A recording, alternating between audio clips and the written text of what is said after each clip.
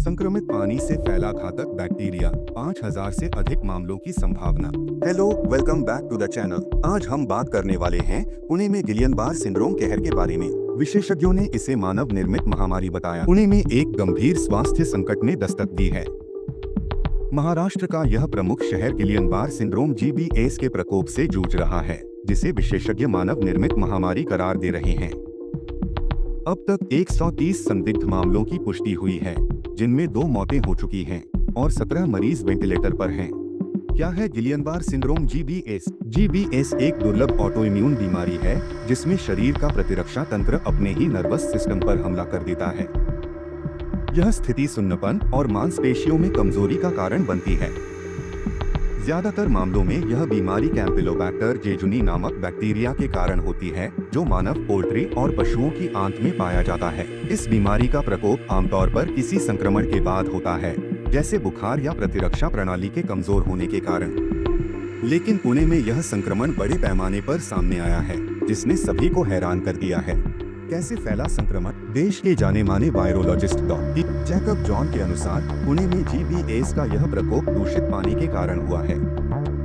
स्थानीय पानी के नमूनों में एस्करिचिया कोलाई बैक्टीरिया की उच्च मात्रा पाई गई, जो मानव या पशुओं के मल के कारण पानी में फैला। यह दूषित पानी कैम्पिलोबैक्टर संक्रमण का मुख्य स्रोत बना, जिससे GBS के मामले सामने आए। डॉक्टर जॉन ने बताया कि पानी की आपूर्ति में गंदगी के कारण यह संक्रमण बड़ी संख्या में फैला। उन्होंने यह भी स्पष्ट किया कि यदि समय रहते पानी की आपूर्ति बंद कर दी जाती और स्वच्छ पानी उपलब्ध कराया जाता, तो इस महामारी को टाला जा सकता था। मामले की गंभीरता। न्यूरोलॉजिस्ट डॉक्टर राजेंद्र कुमार पांडे के अनुसार पुणे में अब तक 100 से अधिक GBS के मामले दर्ज किए जा चुके हैं।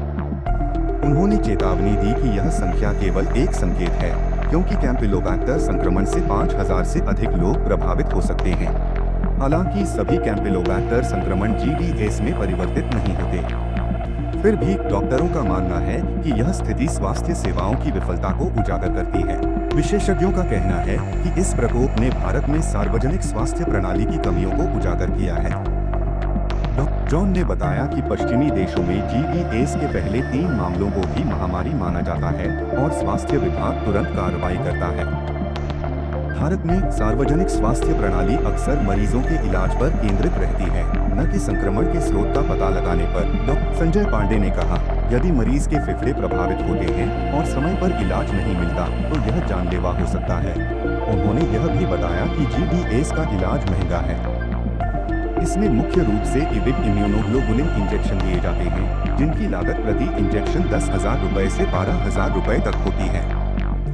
इसके अलावा प्लाज्माफेरेसिस रक्त शुद्धिकरण का भी उपयोग किया जाता है। सफाई और जागरूकता की कमी। न्यूरोलॉजिस्ट डॉक्टर प्रियंका शेहरावत ने बताया कि यह प्रकोप खराब स्वच्छता और दूषित भोजन का परिणाम है। उन्होंने यह भी कहा कि पहले हैजा और खसरा जैसी बीमारियां दूषित पानी के कारण आम थीं, लेकिन सुधारों के बाद ऐसी बीमारियां कम हो गईं। फिर भी पुणे की घटना से यह साफ है कि स्वच्छता में लापरवाही अब भी एक बड़ी समस्या है। हमारे खानपान की आदतों और जल स्रोतों की स्वच्छता पर ध्यान देना बेहद जरूरी है, उन्होंने कहा। भविष्य की चुनौती। पुणे में GBS का यह प्रकोप न केवल एक चेतावनी है, बल्कि स्वास्थ्य सेवाओं और सार्वजनिक जागरूकता में सुधार की आवश्यकता को भी रेखांकित करता है। यदि समय रहते कदम नहीं उठाए गए, तो यह प्रकोप और गंभीर रूप ले सकता है। पब्लिक हेल्थ सिस्टम की असफलता ने यह साबित कर दिया है कि स्वच्छ पानी और भोजन तक पहुंच सुनिश्चित करना प्राथमिकता होनी चाहिए। यह घटना उन लाखों लोगों के लिए सबक है जो स्वच्छता और स्वास्थ्य की अनदेखी करते हैं। पुणे में GBS का प्रकोप एक खतरनाक संकेत है, जो स्वच्छता और सार्वजनिक स्वास्थ्य सेवाओं में सुधार की तत्काल आवश्यकता को उजागर करता है। जब तक स्वच्छ पानी और सुरक्षित खानपान सुनिश्चित नहीं किया जाएगा, तब तक इस तरह के प्रकोपों का खतरा बना रहेगा।